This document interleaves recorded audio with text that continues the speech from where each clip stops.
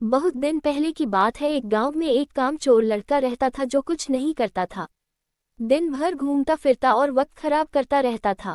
एक दिन घूमते घूमते वह एक घने जंगल में पहुंच जाता है और वहां पर उसको एक लोमड़ी दिखती है जिसकी टांगें नहीं रहती और वह उसको देखकर हैरान हो जाता है, आखिर ये लोमड़ी जिंदा कैसे है? ये तो शिकार नहीं कर सकती। कुछ समय में वह पर शेर दहाड़ता है। वह लड़का डरकर पेड़ पर चढ़ जाता है और देखता है शेर शिकार करता है और कुछ हिस्सा उस लोमड़ी को डालकर चला जाता है। इस बात उसको तनिक भी समझ में नहीं आती, आखिर शेर ने उसको खाया क्यों नहीं।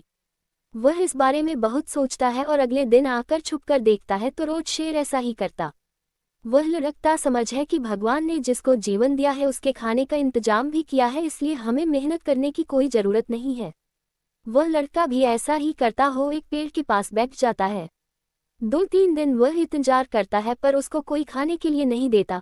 लड़का बहुत कमजोर हो जाता है, चलने की हिम्मत नहीं कर पाता है।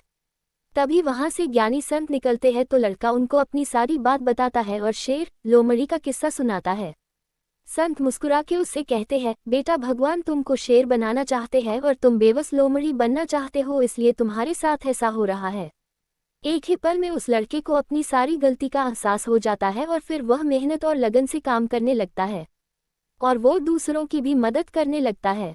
शिक्षा। इस सीख देने वाली कहानी से हमें ये शिक्षा मिलती है, हमें अपने कर्तव्य को कभी नहीं भूलना चाहिए। अगर हम देने वाले बन सकते हैं तो हमको कभी मांगने वाला नहीं बनना चाहिए।